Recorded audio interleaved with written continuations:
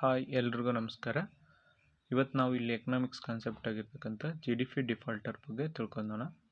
G D P ಡಿಫಾಲ್ಟರ್ನ main ಆಗಿ ಯಾವುದರಲ್ಲಿ ಯೂಸ್ ಮಾಡ್ತಾರಪ್ಪ ಅಂದರೆ ಇದು ಏನು use G D P deflator, ಇದು ಕ್ವಶನ್ನು ಬಂದಿದೆ already K P S C ಮತ್ತು ಈ ರೀಸೆಂಟಾಗಿ ಗ್ರೂಪ್ ಎ ಎಕ್ಸಾಮ್ಸ್ನಲ್ಲಿ ಕೂಡ ಕೇಳಿದ್ದಾರೆ. ಅದಕ್ಕಿಂತ ಮುಂಚೆ G D P defaulter, G D P ಗೊತ್ತು ನಿಮಗೆ, ಗ್ರಾಸ್ ಡೊಮೆಸ್ಟಿಕ್ ಪ್ರಾಡಕ್ಟ್ ಅಂತ ಹೇಳಿ.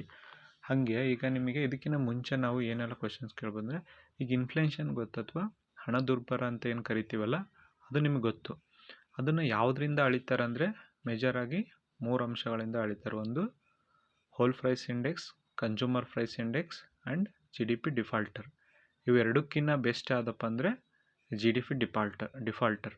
ಅದಕ್ಕೆ ಇದು ಇಂಪಾರ್ಟೆಂಟ್. ಅದಕ್ಕಿಂತ ಮುಂಚೆ ನಾವು ಹೋಲ್ ಪ್ರೈಸ್ ಇಂಡೆಕ್ಸಿಂದು ಬೇಸ್ ಇಯರ್ ಕೇಳಿದ್ದೆ ಅಂದರೆ ಅದು ಈ ಪ್ರೆಸೆಂಟ್ ಏನು ಚೇಂಜ್ ಆಗಿದೆಯಲ್ಲ 2022-23 ಅದೇ ಆಗಿರುತ್ತೆ. ಅದೇ ಥರ ಕನ್ಸ್ಯೂಮರ್ ಪ್ರೈಸ್ ಇಂಡೆಕ್ಸಿಂದು ಏನಾದರೂ ಬೇಸ್ ಇಯರ್ ಕೇಳಿದರೆ ನೀವು ಮತ್ತೆ 2022-23 ಅಂತ ಹೇಳೋಂಗಿಲ್ಲ, 2024 ಆಗಿರುತ್ತೆ.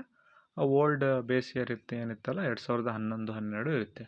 ಈ ಬೇಸ್ ಇಯರ್ ಚೇಂಜ್ ಮಾಡೋದ್ರಿಂದ ನೋಡಿ, ನಾವೇನೇ ಒಂದು ಅಂಶಗಳನ್ನು ಪರಿಗಣಿಸಬೇಕಾದಂದರೆ ಈ whole price index, consumer price index in 2011-12 ಇತ್ತಲ್ಲ, ಅಲ್ಲಿ ಏನು ಇನ್ಕಮ್ ಇತ್ತಲ್ಲ ಅದ್ರ ಮೇಲೆ ಕನ್ಸಿಡರ್ ಮಾಡ್ಬೇಕಾಗ್ತಿತ್ತು ನಾವು.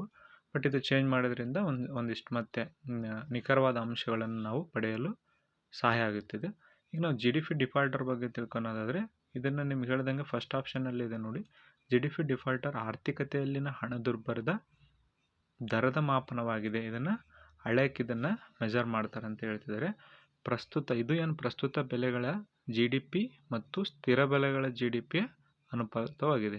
ಏನು ಪ್ರೆಸೆಂಟ್ಸ್ ಏನು ಪ್ರೈಸ್ ಇರುತ್ತಲ್ಲ ಅದರದ್ದು ಮತ್ತು ಕನ್ಸಿಸ್ಟೆನ್ಸ್ ಪ್ರೈಸ್ ಇರುತ್ತಲ್ಲ ಆ ಬೆಳೆಗಳ ನಡುವಿನ ಅನುಪಾತನು ಅಂತ ಕರಿತೀವಂತೆ.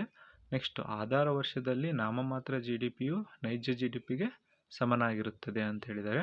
ಹೌದು, ಬೇಸ್ ಇಯರ್ ಏನಿರುತ್ತಲ್ಲ ಇಲ್ಲಿ ಜಿ ಡಿ ಪಿ ಡಿಫಾಲ್ಟರ್ ಬೇಕಂದ್ರೆ nominal G D P divided by real G D P ಅಂತ ಕರಿತೀವಿ. ಇಂಟು 100 ಮಾಡಿದ್ವಿ ಅಂದರೆ ನಮಗೆ ಇದು ಒಂದು ಸಿಗುತ್ತೆ. ಹಾಗಾಗಿ ಬೇಸ್ ಇಯರ್ ಏನಾಗಿರ್ತೈತೆ ಅಲ್ಲ, ಅದೇ ಬೇಸ್ ಇಯರ್ ವರ್ಷದಲ್ಲಿ ಎರಡೂ ಏನಾಗಿರ್ತವೆ ಅಂತಂದರೆ, ಅದೇ ಬೇಸ್ ಇಯರ್ ಆಗಿತ್ತು ಅಂದರೆ ರಿಯಲ್ ಜಿ ಡಿ ಪಿ ಅದೇ ವರ್ಷ ಕ್ಯಾಲ್ಕುಲೇಟ್ ಮಾಡಬೇಕಾಗುತ್ತೆ. ಹಾಗಾಗಿ ಎರಡೂ ಕೂಡ ಸೇಮ್ ಆಗಿರ್ತವೆ.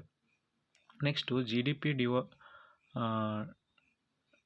ಡಿಪೋಟ್ಸ್ ಏನಿರುತ್ತಲ್ಲ ಅನ್ನೋ ನಾಮಮಾತ್ರ ಚಲಕಗಳನ್ನು ನೈಜ ಚಲಕಗಳಾಗಿ ಪರಿವರ್ತಿಸಲು ಬಳಸಲಾಗುತ್ತದೆ. ನಾಮಿನಲ್ ಜಿ ಡಿ ಪಿ ಏನಿರುತ್ತೆ ಚಲಕಗಳು, ಅವನ್ನ ರಿಯಲ್ ಚಲಕಗಳಾಗಿ ಕನ್ವರ್ಟ್ ಮಾಡೋಕ್ಕೂ ಕೂಡ ಏನು ಮಾಡ್ತಾರೆ ಅಂದರೆ ಈ ಒಂದು ಜಿ ಡಿ ಪಿ ಡಿಫಾಲ್ಟರ್ನ ಬಳಸ್ತಾರೆ ಅಂತ ಗೊತ್ತಿರಬೇಕು.